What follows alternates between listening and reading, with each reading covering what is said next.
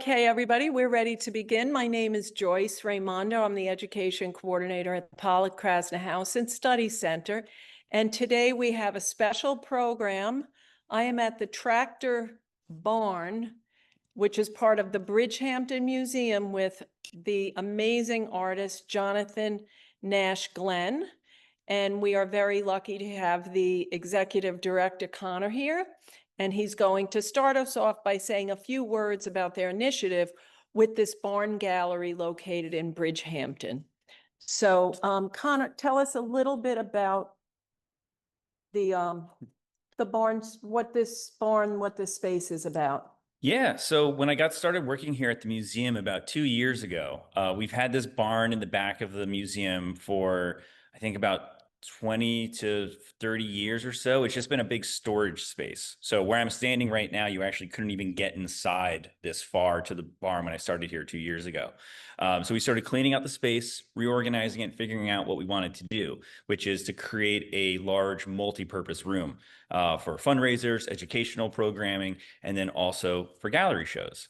And so this summer, as we were building the space out, and we were able to segregate like 1/3 of it to be our sort of test dummy for this project. And so we built the space out, and as we were hanging drywall, I was introduced to Jonathon. I'm the test dummy. Yeah. And we got to the idea for putting the show together, and it really just came together fantastically. So this is really only 1/3 of the space that we have, and really only half of our idea put together. In 1/3 of the space was that like 1/7 or 6 or something. And Connor, who curated the show with Jonathon? So, I mean, really, Jonathon curated the show. I think you had a friend or two help you a little bit with your final selects, but right.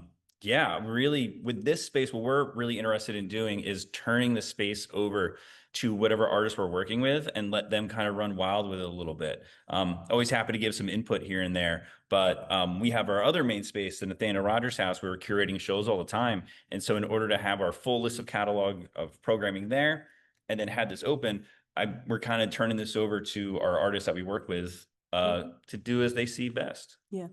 Now, Connor, I know people, if they're watching this and they're artists, you know, they're going to want to know who selects the artist, or maybe somebody out there, he, she, or they want to have a show. So how do you go about selecting who the artist is? Do they apply? Or do they have to be an artist from Bridgehampton? Yeah, so the main thing for everybody to do is to email me directly. So my email is Connor, CONNOR, @bhmuseum.org. It can be found on our website. Very easy to do. I may not answer because I like to take all of our suggestions and I put them into a folder together. And then when we're picking through shows, I'll dig through and I'll find. But if I always encourage every artist I meet, if they have ideas or aspirations, to just send me a proposal. The more thought out, the better. And the selection process is myself, some of our board members and staff, we get together and sort of pick through what we want to do. And it's all informed by other shows we might be doing and how they might work together. Maybe we see two artists make submissions and we think that they actually might work well together and they don't even know each other. So we might be able to create group shows or partner shows out of the submissions that we get. But with this space in particular, the main thing that I always like all of our artists to remember is that we don't have a budget to produce these shows. So we keep that in mind if you want to do this, that it needs to work within the guise of what you can afford to do. We can do sales in here, so that can always help, but that's always a little bit of a gamble if you're trying to plan it that way. But realistically, you just want to create a fun, open space for the community to gather in and create shows in. The one big caveat to all that is we want to be as hyper local as possible. So Jonathon, living and working in Sag Harbor for many years, was really a layup for that. So we want to keep it in the East End family with the artists. So if you're an artist from Nassau County, that's really cool. Maybe not going to work out great for this space, and I could connect you with some other folks that might be able to put a show on for you elsewhere in the area. But as a local history museum, first and foremost, we're trying to be hyper specific about that. And then also, if you have an idea for a show that has a history element to it, I'm particularly very interested in that. So if anyone watching has that, send me an email. Great idea. And also, just for the people who aren't familiar, this barn is across the street from Candy Kitchen. It's a restaurant everybody knows. And it's right across the street in Bridgehampton. And then on the other side of Montauk Highway is the larger museum that hosts group shows. And both of these places are outstanding. And Connor, thank you so much for coming today, but more so for the work you're doing. You're bringing so much art to the community. It's just outstanding in such a short time. So thank you so much. Yeah, thank you. Enjoy the rest of this tour. Enjoy Jonathon talking about space and all his work. It should be a lot of fun. Yeah. And go to the website if you want to find out about the events that they have. It's Bridgehampton Museum. Okay. And you can see all the upcoming classes and events and different exhibitions. So thank you, Connor. Yeah, no worries. Okay.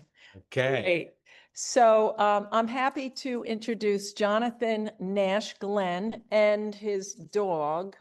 What's the dog's name? Lolo Nash Glynn. Lolo No, I Nash. just call her Lola. Okay.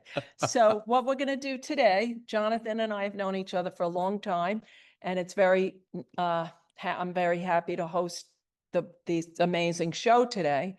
Jonathon, we're going to do two things, and everybody out there.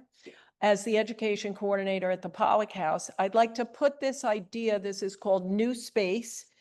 And in the description, it said it's about the cosmos, and you'll tell us about that, and also inner space. But I want to put this into the context of modern art in general. So I'm going to showcase some of the iconic modern artists, and then we're going to bring it up to date with Jonathon. So before we get to my little short, like 8-minute presentation, Jonathon, can you just say a few words about the overall theme about the show?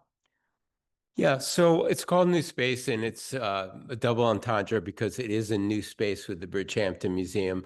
And it's also about new space in terms of what has been exposed to me through the Hubble and Webb telescopes that are out there and transmitted through NASA.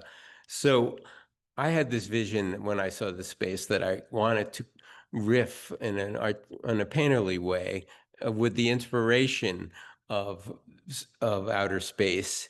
And it stems from a painting that I did in 2021 called The Milky Way. And I only did one of those. And I was thinking, God, I really should keep moving in that direction because this stuff is fascinating.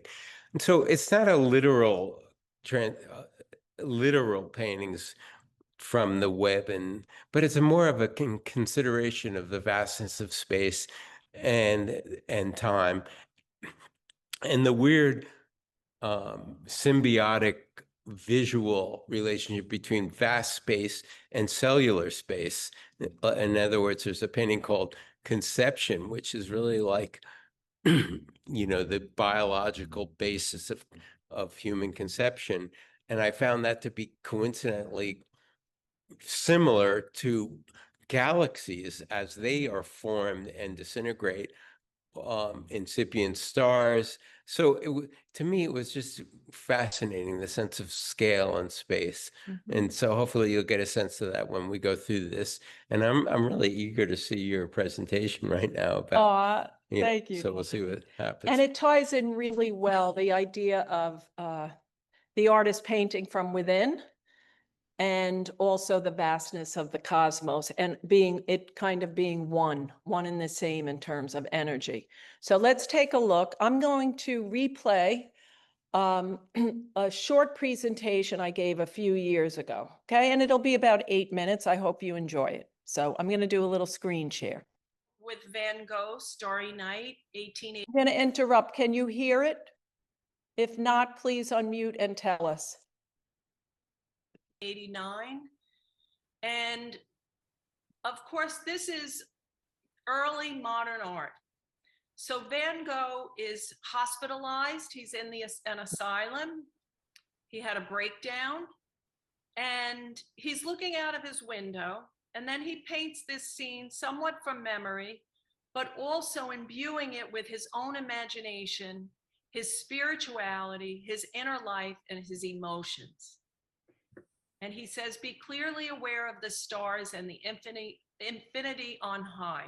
Then life seems almost enchanted after all. So I think most of us have had this experience, of course, where we look up into the night sky and we see the stars, and especially if you live in an area where there's a minimal amount of light pollution, like the East End of Long Island. And we have a feeling of sometimes awe and peace, and even sometimes it's a feeling of being connected to our spirituality. Now, in Van Gogh's painting, of course, the color becomes exaggerated. The actual size of the stars look like they're exploding, so it's filled with imagination. And also there's movement and rhythm and pattern, and the brushstroke becomes prominent.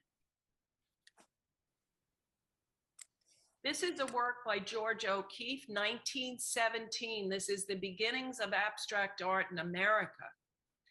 And George O'Keeffe, of course, was inspired by nature and observed nature very carefully, but then she abstracted nature into her paintings. This one's so different than Van Gogh. First off, the paint is translucent, and it's really interesting that she actually creates a grid out of the night sky and the star. Okay, so George O'Keeffe says, try to paint your world as though you are the first man or woman looking at it. The wind and the cold, the dust and the vast starlit night. So modern artists, she says, the cold and the wind. Modern artists become interested in painting things that are invisible to the eye, painting all the senses through the visual art, right? So cold is not something you can actually see. How do you convey that in painting? And of course, Kandinsky, one of the early abstract artists. The world is full of resonances. It constitutes a cosmos of things exerting a spiritual action. The dead matter is a living spirit. Now, Kandinsky writes the spiritual in art. And because he is one of the first abstract artists in the West, he argues the case that what reality is not when you look at something and you observe it and you paint the form of something or the likeness of something, right? The reality of life is really in the spirituality, the energy, right? And the force that unifies all things in the universe. And this, of course, relates to theosophy, and now it relates to quantum physics, that all matter is actually energy. Of course, we have Miró, his iconic constellations. So here Miró, he is really troubled. It's 1941. He's living in Spain. He's exiled. It's the rise of Nazism. And he looks actually to the constellations and to the world above for peace and solace.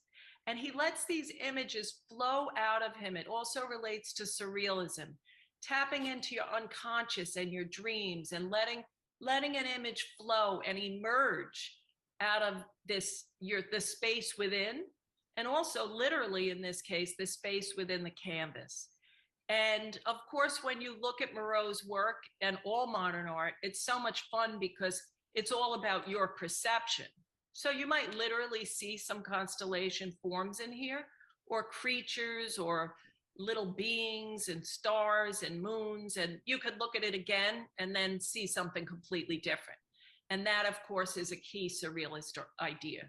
So Miró says, the spectacle of the sky overwhelms me. I am overwhelmed when I see a crescent moon or the sun in an immense sky. In my paintings, there are often tiny forms in vast empty spaces. Empty spaces, empty horizons, empty plains. Everything that has been stripped bare has always made a strong impression on me. And again, this links back to the idea of spirituality, right? Where many spiritual practices have this idea of emptying your mind, right? Here's Alexander Calder, and what is he doing? He's actually taking these lines and he's drawing in space with wire and sculpture. He says, the first inspiration I ever had was the cosmos, the planetary system. And in this case, this is one of Calder's early works. It's motorized and it moves. It spins. So the viewer is walking around the sculpture, then the sculpture itself is moving. And this, of course, leads to his mobiles that are moved with air or wind. There's no longer a motor. He is the inventor of the popular mobile, right? And I think when I was thinking about this, I was like, yeah, that is really interesting. It's like we're moving around the planet is spinning, the planet is rotating, but we're always experiencing the cosmos in a sense through our own movement, right? Our own perception. And Alexander Calder, here's a photo of him with Jackson Pollock on the beach.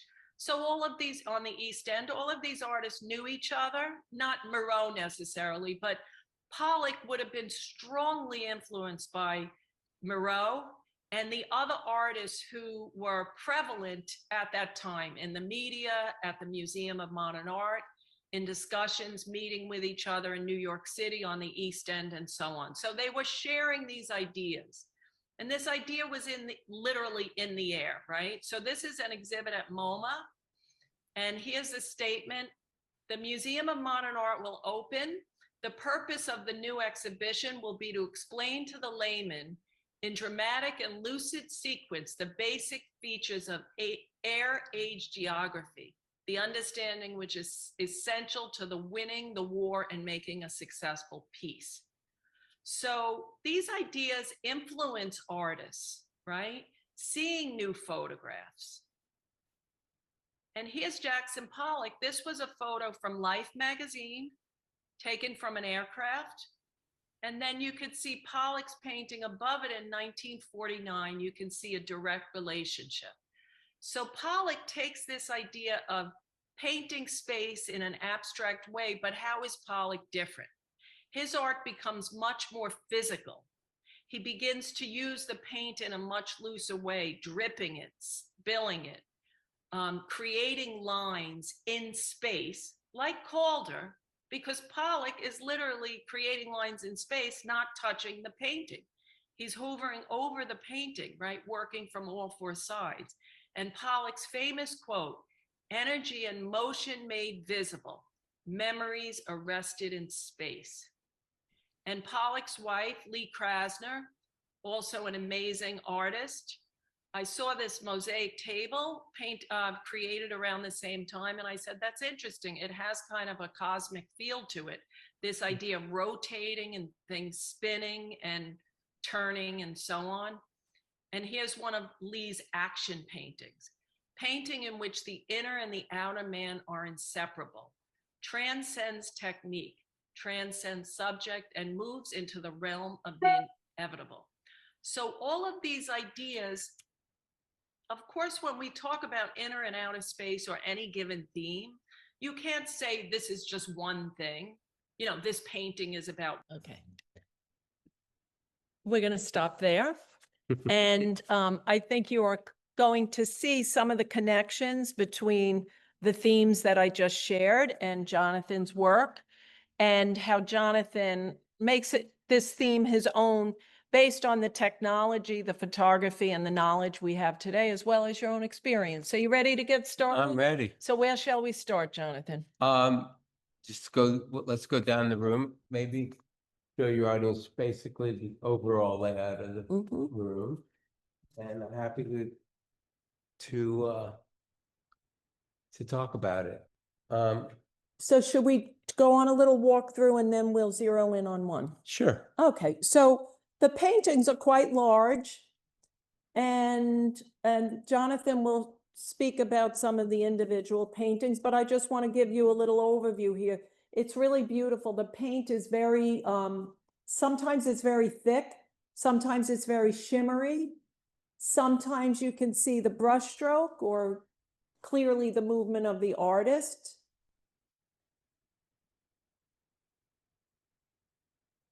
Sometimes you use gold and silver, love it.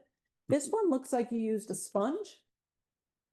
Well, I was using, this is one of the few paintings where I actually used a brush. I combine pouring and a variety of techniques that I've worked with for years now. This painting was an interesting painting. It's a triptych. It's pretty large. Each canvas that's put together is 5 feet by 5 feet. And I think there's a migration in looking at it. I see it from left to right or right to left. Has different moods. Each panel seems to stand out on its own. Come, let's walk this. What? Oh, wait a second. Oh, the dog wants to come. Hold on, we have to get the dog. Look, okay. Oh my God. The Hold dog on. wants to come on the tour. I'm sorry, no, it's too, that's right here. Okay, we're not too. This is inner space. This is inner space. This is dog space. So, okay, now you could see the 3 panels actually. So So anyway, that come close. that painting is interesting because I thought it was going to take me a few months because it's a featured painting that I planned in advance in terms of the size of the canvases and how it fit in the space. And all these paintings are based on images from the Hubble telescope, the Webb telescope, that just kind of overwhelmed me, as I mentioned earlier. But I would have these pictures all over my studio floor, and I painted all of these flat, and then I would prop them up and add occasionally to them. But this back one, I thought was going to take me forever, but I was on a roll, and I was in a very kind of zone about it all, and I painted this entire painting in 3 hours. And I kept thinking, I have to continue. I can't paint it that quickly. There must be more. But actually, I feel like it really summed up a lot that I was thinking and feeling and a lot of techniques that I was using as an artist. And, the center panel has this kind of fusion in an orbital fashion. It could be a sun, it could be a star being made. It uses gold and acrylic. I would spatter star-like images in a careful way. I would use a ketchup bottle and have acrylic paint in it, and I would turn it and move around. Very similar to Pollock. Pollock was a big influence on my life in terms of having an image flat and having a overall experience using energy and concentrating, being in the zone and giving it all you have. It's an athletic dance. And I turn my mind off. I say to my mind, I'm just stardust, just like what I'm about to create. Just give it a go and try to express how you feel. And whether it succeeds or not, I did the best I could. And I happen to like painting a lot. I And love this painting. was Hold on, let me painted- get this person to come in. Come closer to the mic, Jonah. Okay, Yeah, go ahead. and So so this was painted for the space, and I don't know what more to say. I mean, the techniques, you have a techniques I can tell combination you. of So I techniques mean, here. yeah. So I use resins that sometimes is thick, sometimes is thin. This is acrylic. I would use like charcoal, real charcoal, fine charcoal. I would throw it on and I would fix it with a fixative or sometimes with a resin. And sometimes I would let it fuse and solidify. So my feeling was that this is really what stars are doing in space. Everything that I was just imagining is actually coming alive in the Hubble and Webb telescopes. Now, things that you just can only dream of are actually happening. Mhm. So when I do this stuff, I mean, I'm not doing it literally. I'm not looking at anything. I'm just sort of channeling, space and the miracle of creation, really. And I'm hoping that kind of exuberance translates visually. Yeah, it definitely, Yeah. it really translates exuberance. But I'm wondering, before you start painting, do you do anything to prepare? Like, do you meditate? Do you get yourself into, do you listen to music, or you just go right into the studio? Do you look at the images beforehand, or what's your process? I wish it was logical. I mean, the really interesting thing, and it's a good question, and it always surprises me. Like, I had these canvases laid on my studio floor, and it maybe took me all day before I had the courage to go down and start and it basically attack it. Sometimes I just have to like take a walk, have a meal, take a nap, and basically just get myself clear my head to do it. It could take me all day. And then in the shortest period of time, I could give it all I have. I remember the mood I was in before I started this painting. It was just cluttered with like irrelevant thoughts. And I was thinking, I'm not ready to do this. Like there is a preparation. The truth is you just put yourself on hold and do it. You just do it. And I remember starting this painting thinking it was going to be a completely different painting. And the painting said to me, this is how this painting is going to go. And I said, wow, this is a whole other thing. I thought it was going to take me months. And because it was a featured painting in this show. And it just kept going. And I said, wow, this is it. And I kept walking around it and finishing it up. And that's what happened. Now, Jonathan, it's interesting because there's so many different quotes by artists who say, like Pollock said, the painting, I let it lead. Lee Krasner says, I surrender. And you just mentioned you started off with one idea and then it came out something else. Yeah, I went with it. It's the creative process. Yeah. Can you explain to people, how does that work? How do you start off with one idea and then it totally turns into something else? I think you just have to go with it. And that's certainly the way I look at art. It took me years to come to the conclusion that the painting can paint itself, that it's a relationship process. I'm not like showing off my skill or trying to, in an accurate form, depict something. I think it's really my approach to art in general. I feel it's participatory. I give it my best shot. There's stuff going on in my head and my person and my experience, whether it takes 5 minutes or months. I have one painting here that took years to finish. It doesn't really matter because it's truly a relationship with my mind and my experience with art, my consideration of what art is to me. And there is an approach to it that has to do with what I'm leaving out. Like this free approach, allowing things to happen, is definitely the philosophy of where I stand as an artist. So when I put it all together and just let it go, I try to keep it in balance. I try to think that there's a reason for it. And sometimes if it goes chaotic, I feel like, oh boy, I'm about to ruin this painting. And sometimes, and I work it through so I can come to the other side. And sometimes it's better than I could even imagine.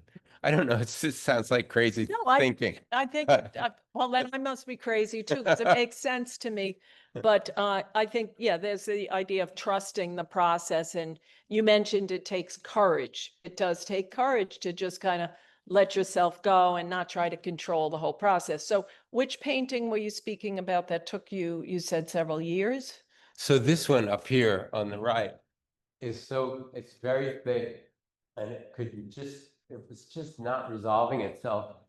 And then I kept working on it, sometimes spontaneous gestures, sometimes really methodical, but it has a lot of resin and gold and acrylic, bronze leaf, gold leaf, and it's really thick. Like if you see it, it's like really thick in resin. It took a long time. So there's underpaintings, and so it's almost three-dimensional. In fact, here it is three-dimensional, where a resin looks like a sea form, like kelp. And I would pull it off the canvas and let it fly independently. And then this is sort of a silver glitter. This is a bronze acrylic. But basically, I would step back.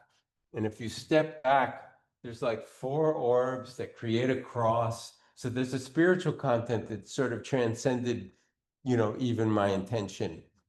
Took over. Yeah, I could see that at first it looks kind of chaotic in a sense, Yeah. like there's so much going on. But then there's this central movement, thrust up here, and then it almost looks like a little bit like a heart or lungs, like it's breathing. Right. That was unintentional? No, I mean, it's intentional. Like the shapes were originally formed to distribute the resin and the pigment. And then I go, oh, so that's what the painting's about. So I would keep these four circular forms and then move and build from there. So honestly, when I start the paintings, I have no idea where I'm going. And then it still wasn't enough. So at the very end, I would take this bronze acrylic paint and just almost like a squid, and just because the painting was too structured and boring to me. So I kind of threw in a very Pollocky kind of way, being that's where we're coming from, this energy that had its own freedom on the surface. And I think that helped a lot to build the painting. Yeah, it's really beautiful. The surface is so, like Jonathan said, it's so multi-layered and so much going on in terms of texture with the gold, the glossy, it's the dripping, the stains. It almost looks burnt also in certain places. So it's like almost like destruction. It reminds me, and like creation, destruction and creation. I mean, honestly, this painting was started 3 years ago, whereas the rest of the show is done in 2 months.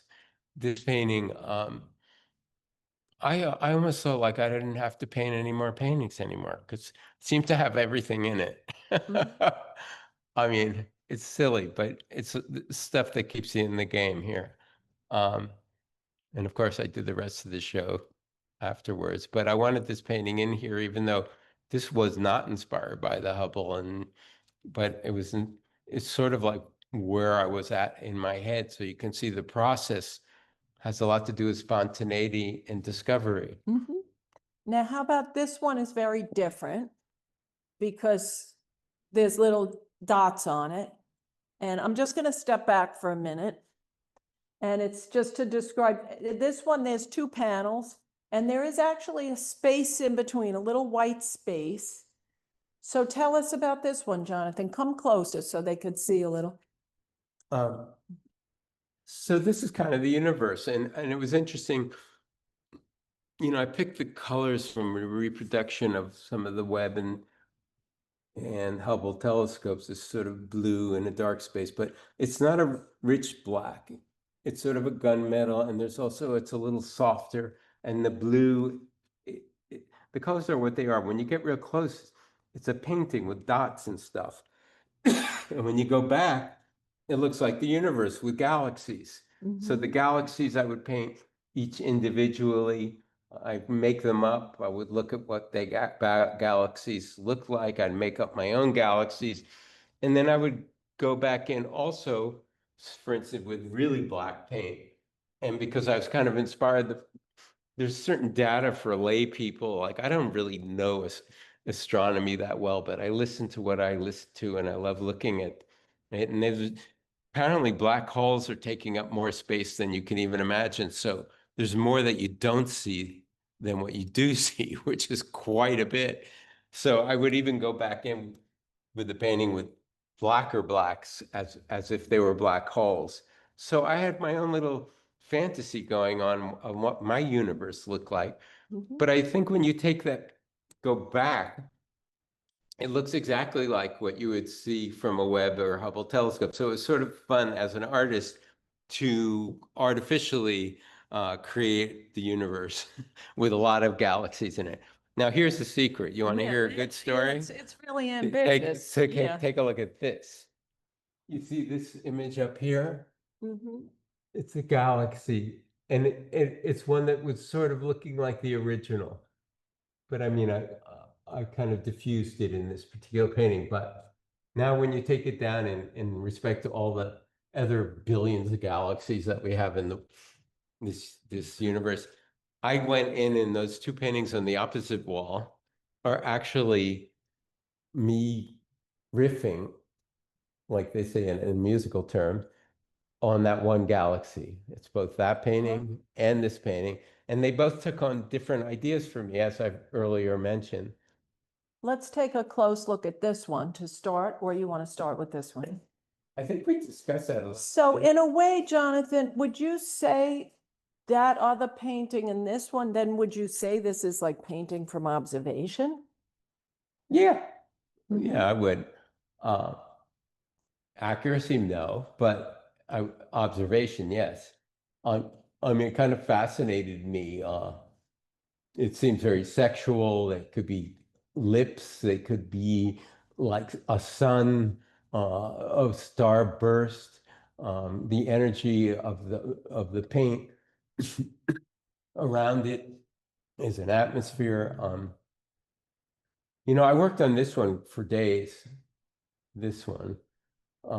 I couldn't quite get it right, and then I wasn't sure if it was finished, and then I just said, you better leave it alone because I think it's finished. I knew it was kind of bold, uh, not your everyday painting, but I kind of like that too, looking for challenges and doing something new.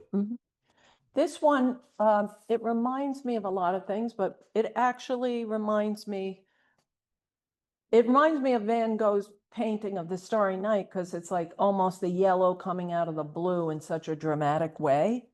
And then it reminds me of like, this is just my interpretation. The blue is sort of like the spirit world or nighttime, being in repose. And then the yellow reminds me of like creation, like the active. It's like the yin and the yang in a way, the two sides of creation or spirituality. That's my Well, I mean, theory. That's actually the way I look at it. Mhm. That's how I look at it.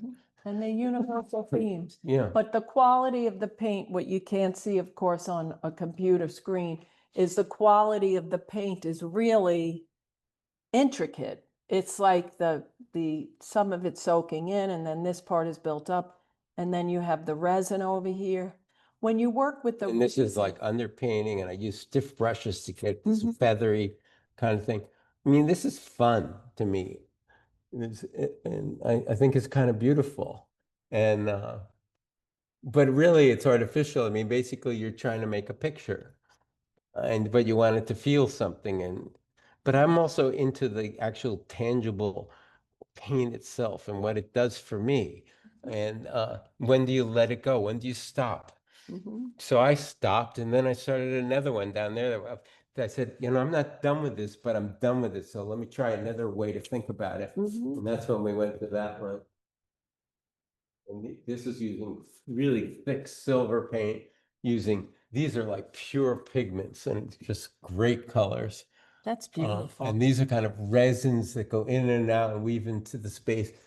Pure pigments, silver acrylic paint.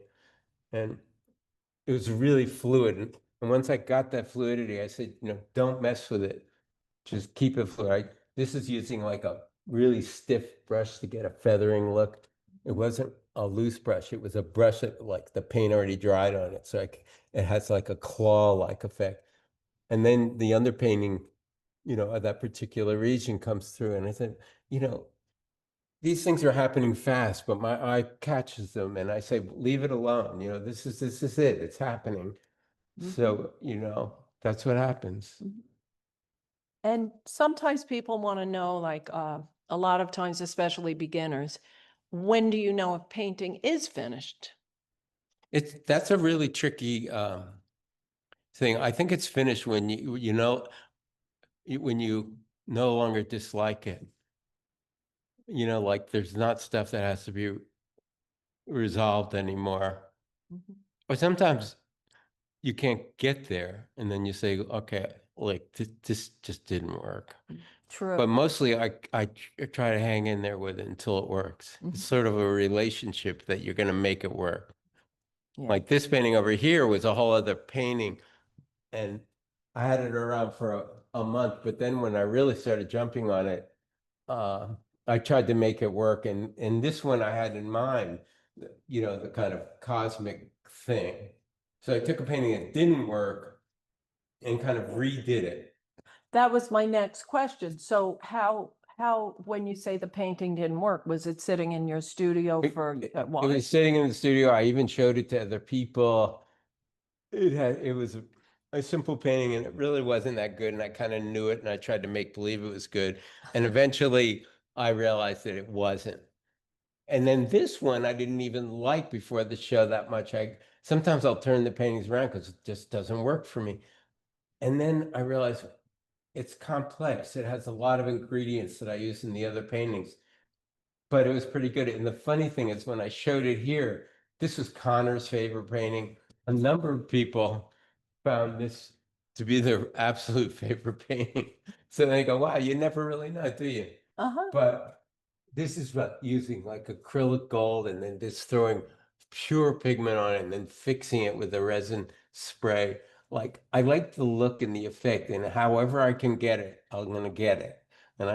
So I use a lot of materials. I mean, it's gonna stick around this way, but I like, you know, it almost looks like stars are being created, just like this painting is being created. And this whole painting is intense, you know. Yeah, it's really beautiful. And I think also on this one, your color palette is unusual, I think. You Yeah. like the orange and the purplish orber Like a and the mint green. green.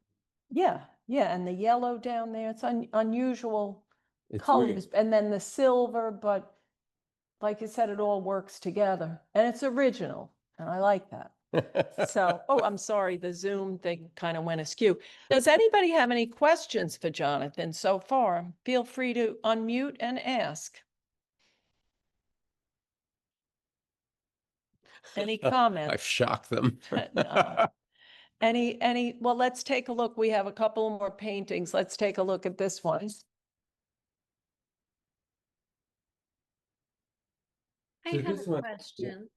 Oh, okay. good. Okay, go ahead. And then we'll go back to the Do painting. you- Go ahead. Do you paint them on the, like the way flat on the ground, or do you have them on an easel? Do you do some of each? What is your process in terms of that? Oh, hi. Hi. I'm trying to see you. Wait, can we I'm click on Nancy. Hang on. Let's get Nancy back. Where did Nancy go? it right there? Hold on. Oh, yeah, here we go. There you go. Hi. Beautiful Hey. work. Oh, thank you so much. Are you out here in the Hamptons? I am not. I'm in Westchester. Oh, wonderful. That's great. Nice to see you. Nice to see you. So the process. So I do them on the ground. You do them on the Or ground my studio. the entire time, whether you're using the brush, whether you're dripping, you have them on the ground. That's correct. Sometimes I'll wait a day or so and when they dry and I'll prop them up and occasionally do some painting vertically. But my studio has 15 to 20-foot ceilings and I have a spiral staircase in it. So I'll lay like this big triptych that's 15 feet wide. I'll go up the spiral staircase and stare down and try to see what I need to do, if there's something I need to do. That particular painting, I was on a roll. So like I saw it, it was in my face. But I paint flat. I don't even think about it anymore. Like easels and stuff just don't even occur to me. Sometimes I'll put them on a table so they'll only be a few feet below me.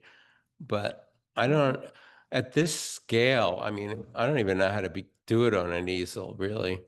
Also, because the paint will drip and if I wanted to stay where it is, because I like an effect, I can't sometimes I let things drip on purpose or I'll drip them on purpose, but no, like I do it flat. Yeah, and that sounds It- familiar, Jackson Pollock, right?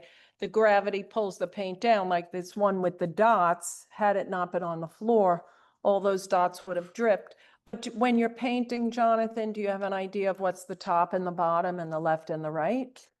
Um, I think for this triptych here, I definitely was aware of the bottom and the top. Generally speaking, no.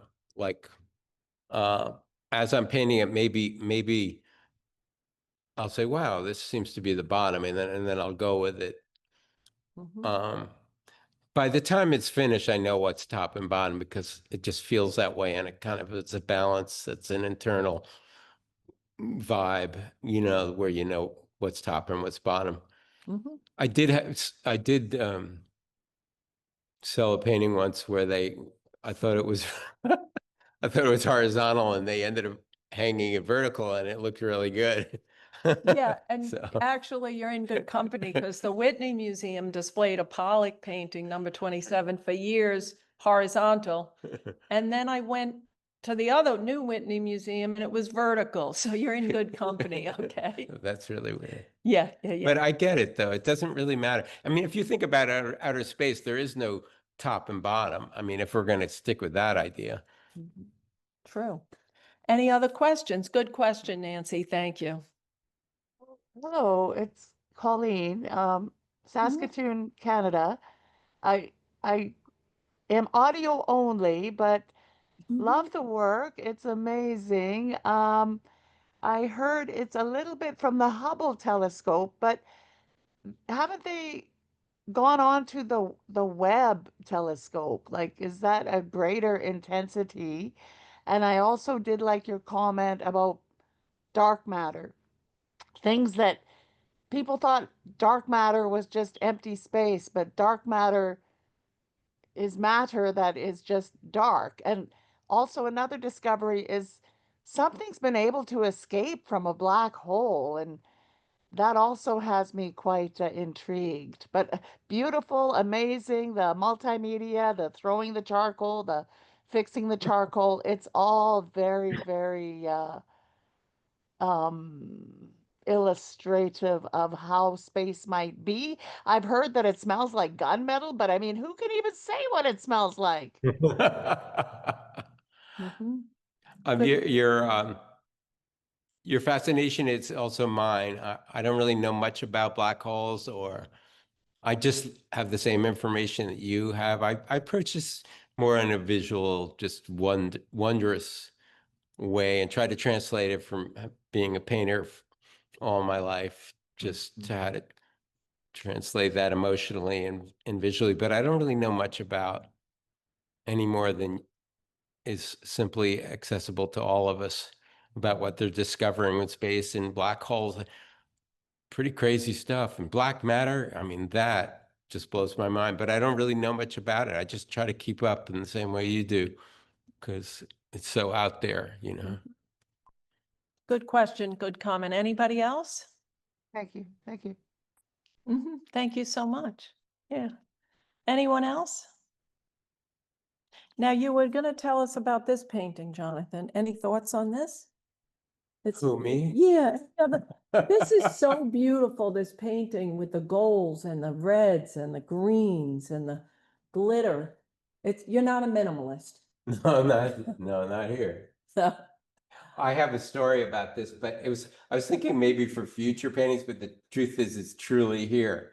I think the painting's called something like Celestial Couple. So if you stand back and look at the red part, it's sort of like fading in the back.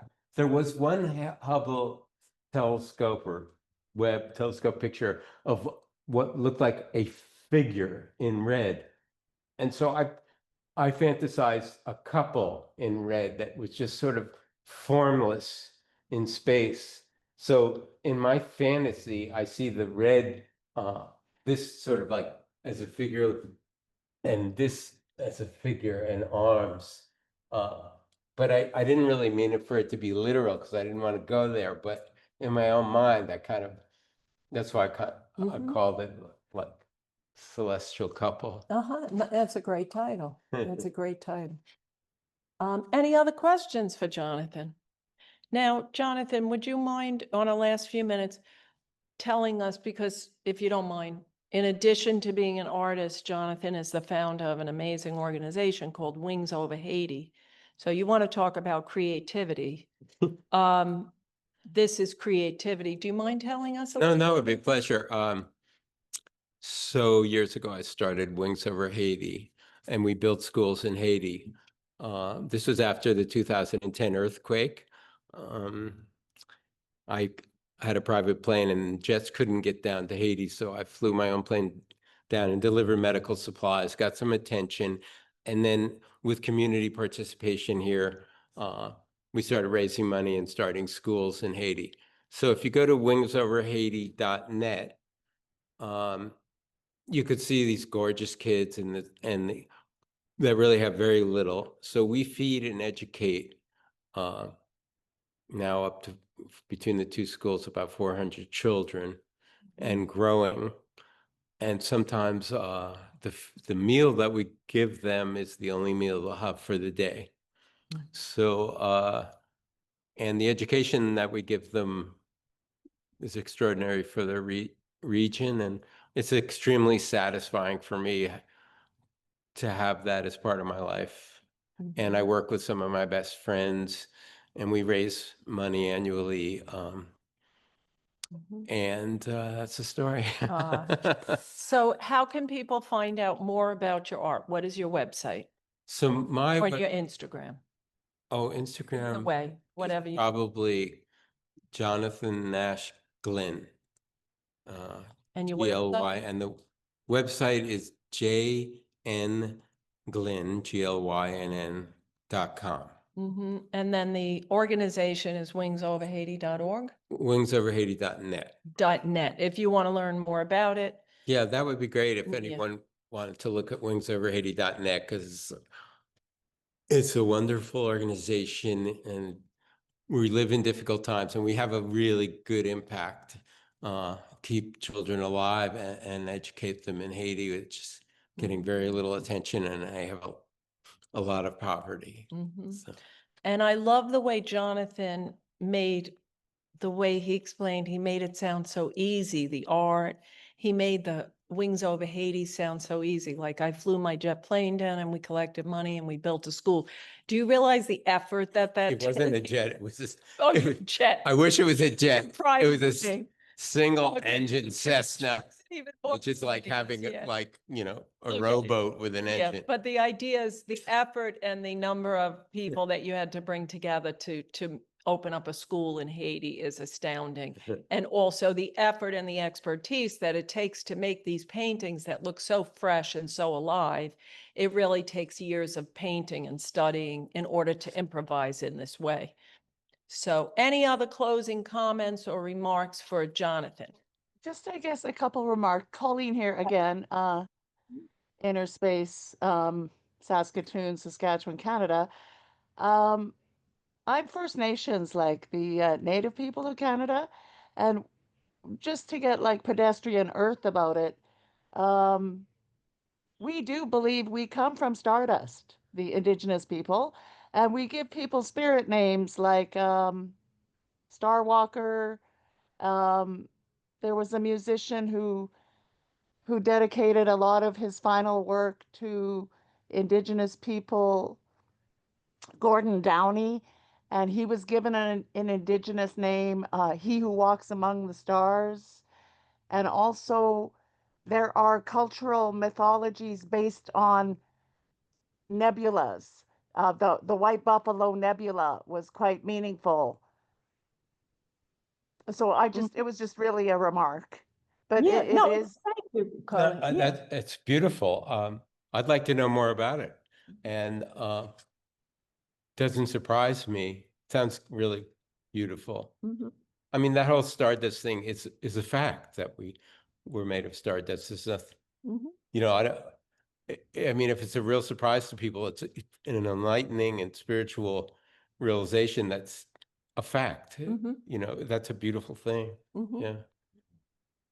Beautiful work. Thank you so much for your talent. Everybody, thank you for coming. Yes, any more comments? I did want to know the loved one you have in your arms right now. I think I see That cutie Can- pie. This is Lola. and She's you have mini such a Doc's humble son. heart. What? What can you share? What is your love there doing? Where is she when you are painting? What's she doing? Good question. I Yeah, think it's she. did she paint any of these paintings? John? No, I mean, I don't know where she got this from, but she doesn't step on any of my paintings ever. I mean, Wow. she basically will find a comfortable spot and just stare at me until I'm done with this nonsense. Aw, good question, Elwina. There's a, Oh, just actually, precious. it's a good question. There's a famous video of Pollock painting outdoors by Hans Namath, and the dog is just sitting there next to the painting. So good connection. Thank you for coming, everyone. Thank you to Jonathon Thank you. Nash Glynn.